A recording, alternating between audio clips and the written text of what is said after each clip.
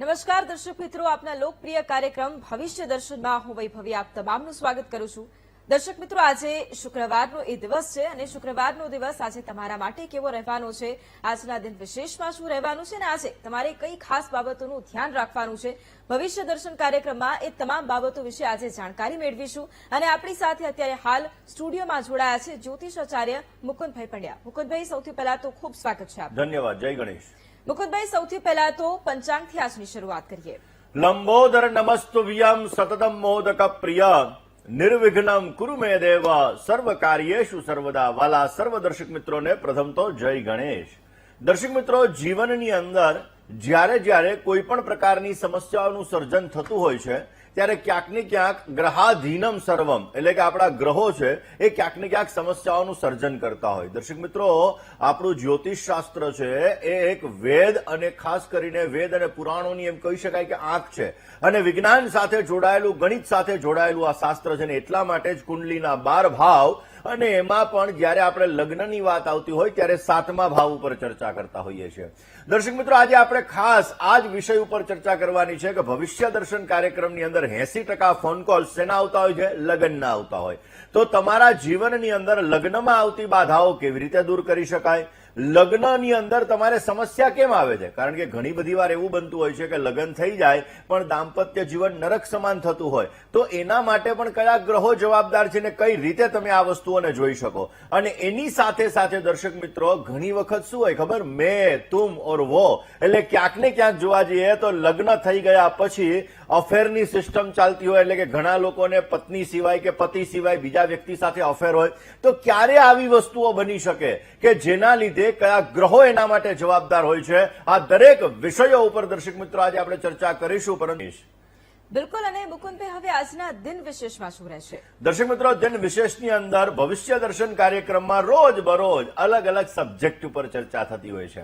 દર્શક મિત્રો, આજે આપણે એક અલગ સબ્જેક્ટ કે જેની અંદર આપણે લગ્નની વાતો કરવાના છીએ। દર્શક મિત્રો, લગ્નની વાતો એટલે કે લગ્નના ગીત નથી ગાવાના, પણ વાત આપણે કરવાના છીએ લગ્ન માટે કયા ગ્રહો જવાબદાર હોય છે, લગ્ન માટે ગ્રહોનો ફાળો કેવી રીતે મહત્વનો હોય। દર્શક મિત્રો, કુંડલીની અંદર 12 ભાવ હોય, 12 ભાવની અંદર 7મો ભાવ જેને લગ્ન ખાસ કરીને લગ્ન માટે જોવામાં આવતો હોય।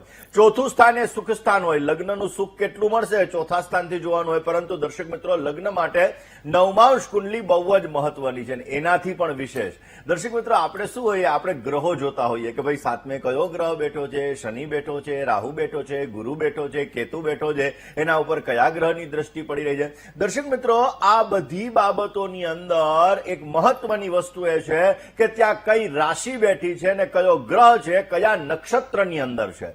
કારણ કે દર્શક મિત્રો, નક્ષત્રનો આપણા જીવનની અંદર વિશેષ માત્રામાં પ્રભાવ પડતો હોય, કારણ કે નક્ષત્ર પોતાની જગ્યાએ સ્થિર છે અને ગ્રહો છે ને એ ગ્રહો પોતે અલગ અલગ નક્ષત્રની અંદરથી પરિવર્તિત થતા હોય છે અને એટલા માટે દર્શક મિત્રો, આ નક્ષત્રનો આપણા જીવન ઉપર વિશેષ માત્રામાં પ્રભાવ પડતો હોય છે। હવે દર્શક મિત્રો, લગ્ન કુંડલીની અંદર જયારે 7મું ભાવ તમારું દૂષિત થાય અથવા તો સપ્તમાધિપતિ તમારો શુક્ર, પહેલાં વહેલા આપણે વાત કરીએ કે લગ્ન થવામાં ક્યારે વિલંબ આવે। દર્શક મિત્રો, જયારે 7મું સ્થાન તમારું દૂષિત થતું હોય, 7મા સ્થાનની અંદર શનિ બેઠો હોય, 7મા સ્થાનની અંદર રાહુ બેઠો હોય, 7મા સ્થાનની અંદર કેતુ મહારાજ બેઠા હોય, 7મા સ્થાનની અંદર ગુરુ મહારાજ બેઠા હોય, અથવા તો ત્યાં જે ગ્રહ બિરાજમાન છે એ જે નક્ષત્રની અંદર બિરાજમાન છે એ નક્ષત્રનો સ્વામી અને 7મ સ્થાનની અંદર રહેલો ગ્રહ, આ બંનેને જો શત્રુતા હોય તો આવા વ્યક્તિને લગ્ન થવામાં પ્રોબ્લેમ્સ ક્રિએટ થાય છે।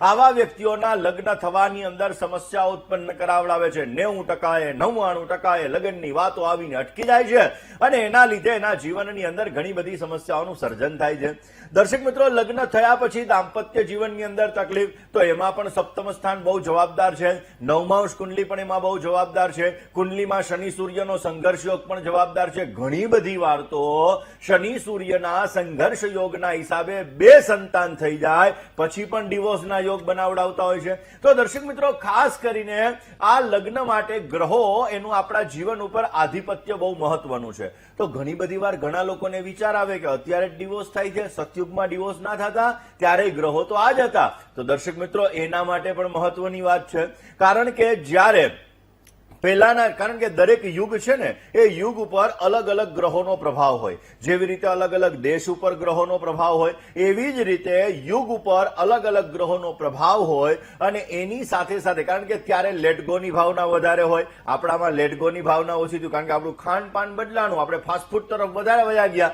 હવે ફાસ્ટફૂડ છે, રાહુનો ખોરાક છે, અને એટલા માટે આપણી પ્રકૃતિ તામસિક બનવા લાગી. અને એના લીધે ક્યાંક ને ક્યાંક દાંપત્ય જીવનની અંદર સમસ્યાઓનું સર્જન થતું હોય છે.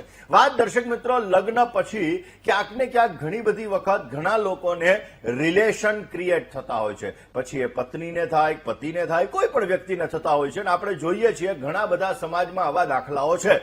અને એટલા માટે દર્શક મિત્રો, જ્યારે શુક્ર તમારો દૂષિત થતો હોય, શુક્ર તમારો પાપાક્રાંત થતો હોય, શુક્ર શનિની સાથે હોય, શુક્ર મંગળની સાથે હોય, શુક્ર ક્યાંક ને ક્યાંક તમારા જીવનની અંદર સમસ્યાઓનું સર્જન કરતો હોય, શુક્ર રાહુની સાથે પણ બિરાજમાન હોય, તો આવા વ્યક્તિઓને જ્યારે સપ્તમ સ્થાન દૂષિત હોય અને શુક્ર દૂષિત થતો હોય, અને એ પણ કેન્દ્રની અંદર હોય અથવા એવા સ્થાનની અંદર બિરાજમાન હોય, એવા ગ્રહોની દ્રષ્ટિની અંદર હોય, તો દર્શક મિત્રો, આવા લોકોને ઇતર રિલેશનના ચાન્સીસ વધી જાય છે.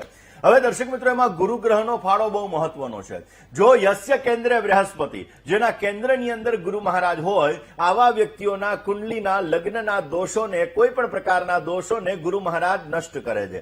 એટલે જો તમારી કુંડલીની અંદર ગુરુ સારો છે તો તમારા જીવનમાં વિશેષ માત્રામાં બધા લાભ મળી શકે છે અને તમારા જીવનમાં સારો ફાયદો પ્રાપ્ત થતો જણાય. હવે દર્શક મિત્રો, લગ્ન થવા માટે કયા ઉપાય કરવા, દાંપત્ય જીવનને ટકાવવા માટે કયા ઉપાય કરવા, પતિ પત્નીમાં પ્રેમ રહે, પ્રેમ વધે, ઇતર રિલેશનો કોઈને થાય નહીં ને દાંપત્ય જીવન સુખમય રહે, એના માટે પણ તમારે કયા ઉપાયો કરવા, આ દરેક વિષય ઉપર આપણે ચર્ચા આગળ કરતા રહેવા છીએ. 12 રાશિની 5મી રાશિની પણ વાત કરવાની છે, પરંતુ એ પહેલા વાત કરીએ, લગ્નમાં રૂકાવટ આવતી હોય તો કયા ગ્રહોના કયા ઉપાયો તમે કરી શકો.